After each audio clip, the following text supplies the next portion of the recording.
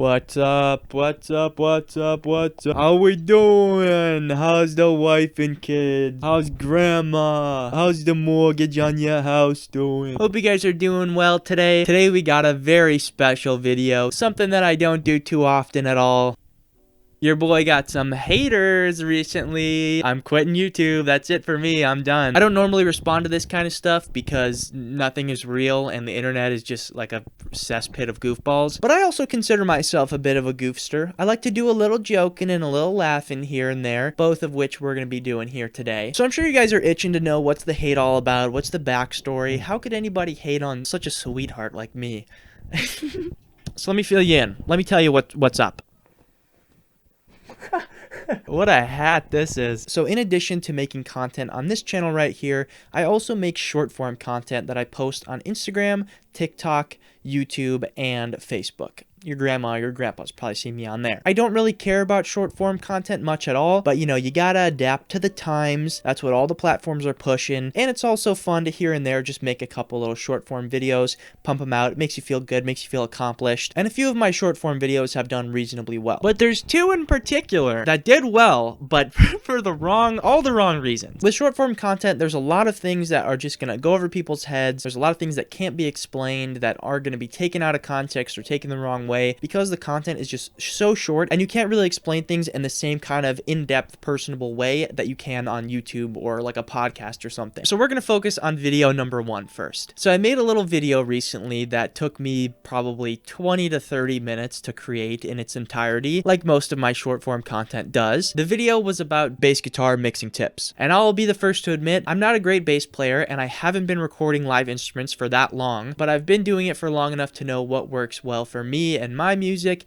and what kind of sounds I like. But people on TikTok don't like that. Basically, I posted the video, I go back and check it like a day later because I don't even really use TikTok, and everybody's slam dunking on me. This is the worst video ever. Never do these tips, blah blah blah blah blah. And a couple of those dudes who just like scroll through TikTok looking for things to react to and say that they don't agree with, reacted to my video and basically just added to the dog pile. They're like, these are horrible tips, never do this, blah blah, all this stuff. But listen, I'm not gonna sit here and play the victim card, okay? I'll admit what I did wrong here as well. Of course, we all have our shortcomings, besides me. I don't have any shortcomings. So when I make content of any kind, whether it's a video that's going on this channel or it's short form or whatever it is, what I'm always thinking of in my head is, how are you guys going to react to it? I want you guys, the people who watch my channel regularly and support me, to like the content that I put out. That's my main focus. For whatever reason, it really doesn't ever occur to me that like other people are gonna see it. You know what I mean? And it's kind of where I went wrong with this scenario, because I know that I can make a piece of content and for 98% of you guys, I can make certain jokes and I can talk about things a certain way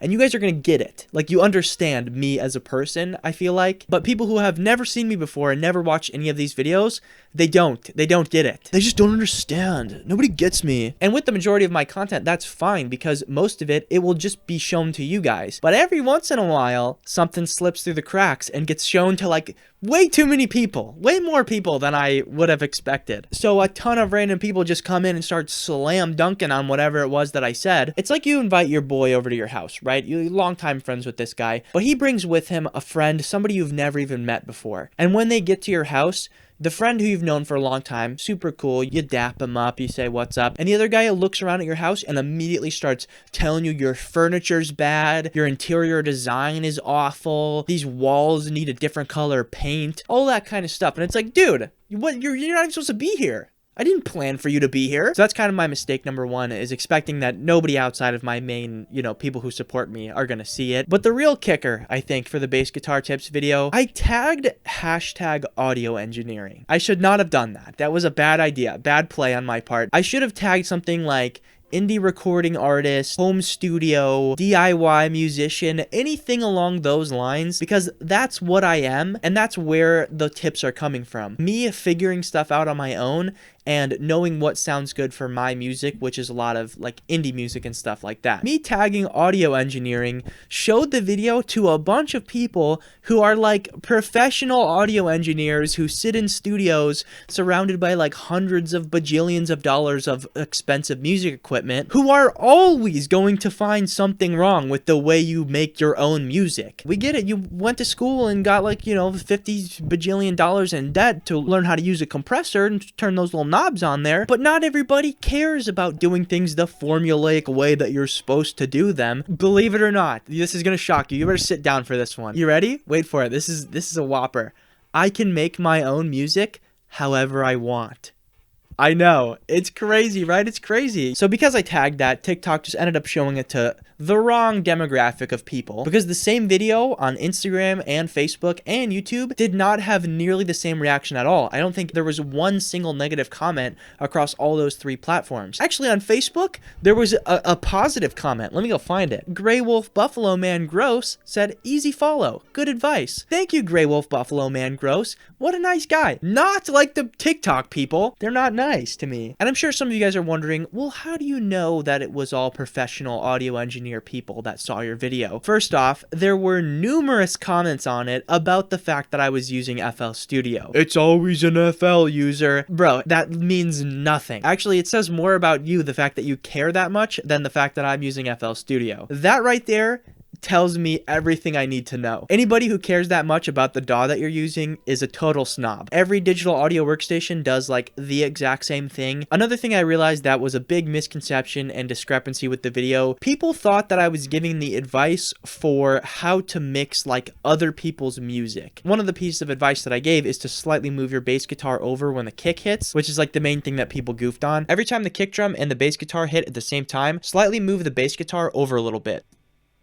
This is going to make it so that your bass and your kick drum don't clash with each other, and it's also going to make the kick drum sound fuller. But all these comments are like, the bass player is going to hate you. You're going to put the band out of time. But it's like, bro, I'm the band. I am the bass player. I'm the drummer. I'm the guitarist. I record everything myself. It's for my own music. And this goes back to the point that I made about how I just assume everything that I make is going to be seen by people who know what I do, how I record all my own instruments, and I do like indie type music and stuff like that. I'm just talking about what works for me. Just a quick little annotation here. There were actually plenty of people who were agreeing with the point that I made, and moving your bass guitar over like a couple milliseconds is not going to have really any significant effect on the timing of the song at all. I think somehow people interpreted it as like, I'm telling you to move your bass over like 5 seconds from the kick. Also, Adam Neely commented on this guy's response to my video, kind of proving my point. He said, don't move the bass over, but if the bass player is good, they'll be slightly behind the kick drum anyways, which is like what I was trying to emulate with the tip that I was giving.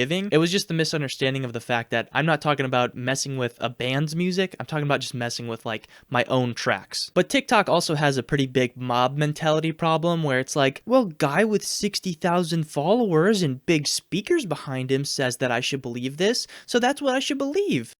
So real quick, I want to talk about the guys with semi-large followings on TikTok who responded to my video or duetted it or whatever it's called. First things first, no hate or disrespect or ill will towards any of these guys at all. There's 2 people that responded. Greasy Will, Greasy?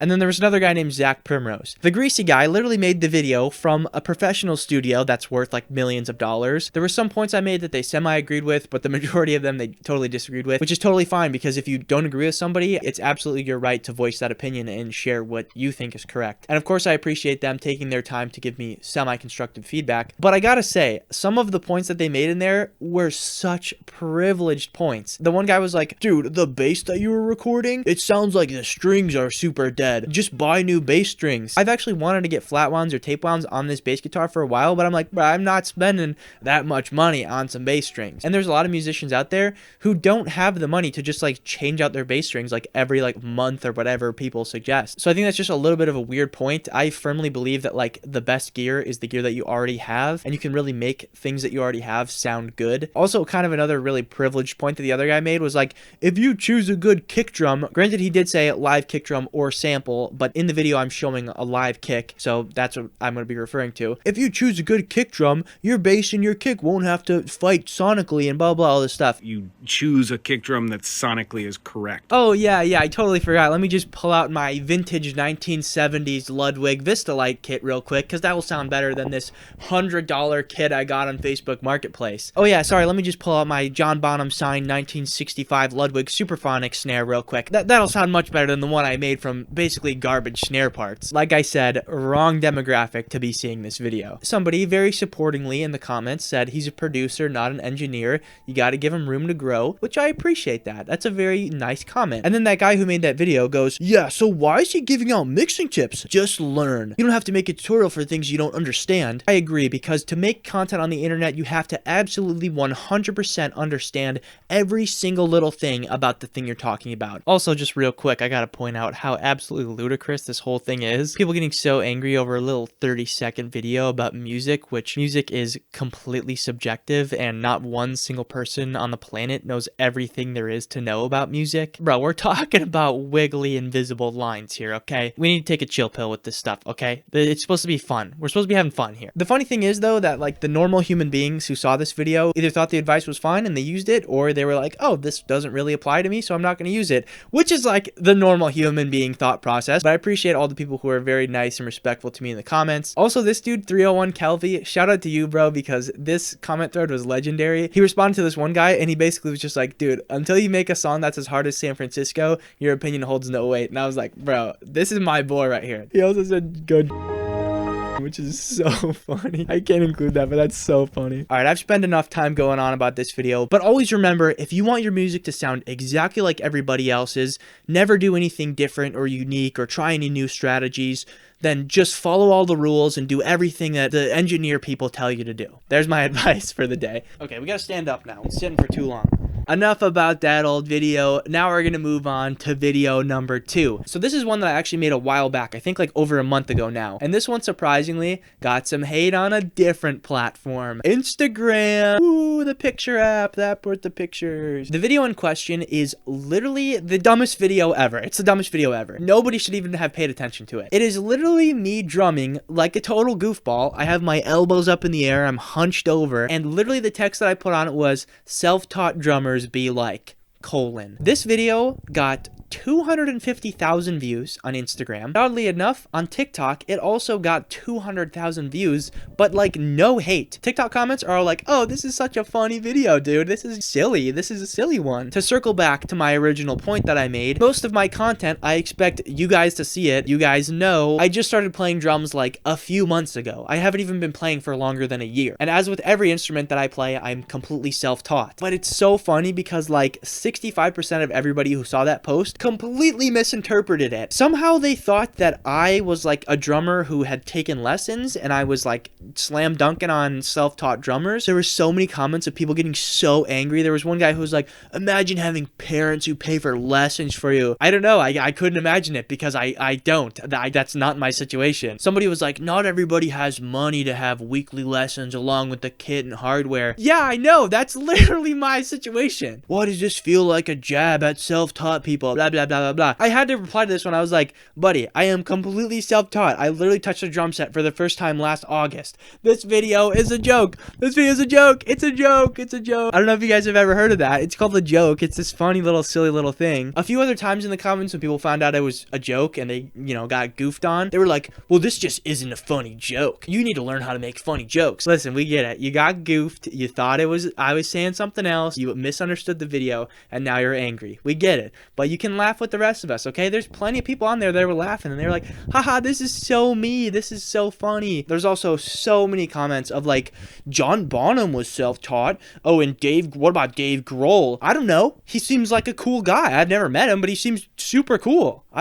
Yeah, you guys know one of the other best drummers in the world who's self-taught? You're looking at him. Me, right here. Best drummer in the world. No, definitely not at all. I suck at playing drums. I just think the overall reaction to that drum video was so funny because the people hating, it's like, bro, I'm on your side. I'm probably a worse drummer than you are. That video just like went so over people's head, dude. The internet is a bunch of baloney. You're always gonna get some goofballs and some haters on the internet. That's just the way it goes. But whatever you're doing, whether it's YouTube or making beats or making even TikToks, Instagram posts, whatever it is, just keep going. Just keep doing your thing. Don't let people like this affect you. And this is just to show you that, like, even somebody like me, I have very thick skin and I just kind of laugh at everything. I don't really take anything seriously. I'll even get stuff like this from time to time, but it's totally normal. It's just the internet, man. It's how it is. So yeah, I appreciate all you guys who support me. I appreciate all you guys who hate me as well. I have love for everybody. I'm not a hater of people. I'm a hater of things. That's a quote, right? That's a bar. Write that down. But yeah, I appreciate you guys watching, and I will see you all next time.